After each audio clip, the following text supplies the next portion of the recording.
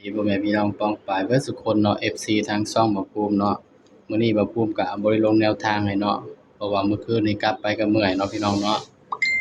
ก็ต้องขอโทษขออภัย FC เนาะก็มาตามกันต่อเนาะสำหรับลาวงวดวันที่22เนาะพี่น้อง22มีนา68สำหรับหวยลาวทีวีเนาะพี่น้องเนาะ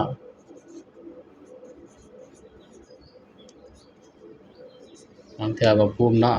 บ่ภูมิก็บ่มีเวลาอัดคลิปเนาะพี่น้องเนาะแต่ว่าส่วนใครที่อยากได้แนวทางบ่ภูมิก็สามารถเข้าไปที่บ้านบ่ภูมิแล้วเนาะพี่น้องเนาะบ่ภูมิก็เข้าฟรีเนาะพี่น้อง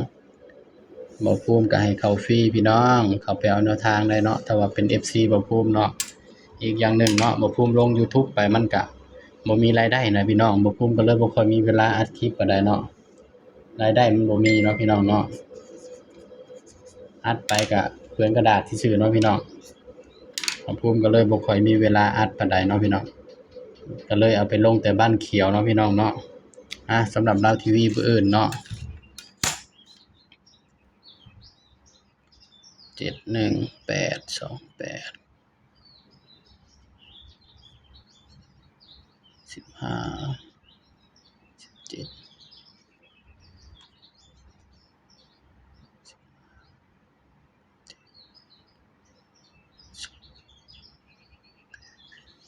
สำหรับตัวเด่นเนาะลาวทีวีผู้อื่นเด้อพี่น้องเด้อ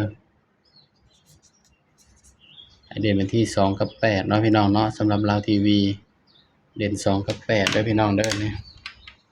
ย้ำว่าตัวเลขก็เป็นเพียงแนวทางเนาะพี่น้องเนาะนี่เด่น2กับ8พี่น้องมาจับคู่บัดนี้พี่น้องผมก็สิบ่ให้หลายคู่ดอกพี่น้อง6คู่เนาะ2 9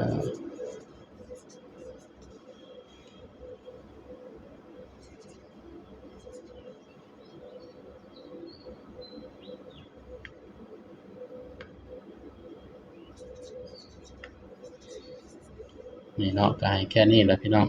สำหรับแนวทางเนาะนี่ย้ำว่าตัวเลขก็เป็นเพียงแนวทางเนาะพี่น้องเนาะมีเข้าแล้วก็มีหลุดเนาะพี่น้องเนาะส่วนสุด3ตัว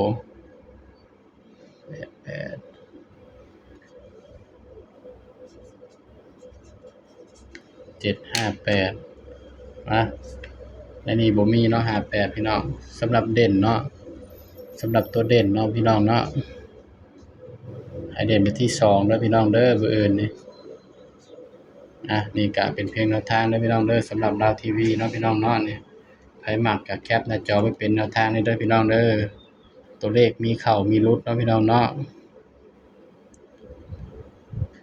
นี่สำหรับคลิปนี้เนาะบ่ภูมิก็ฝากกดไลค์กดแชร์กดติดตามด้วยเด้อพี่น้องเด้อสบายดีครับ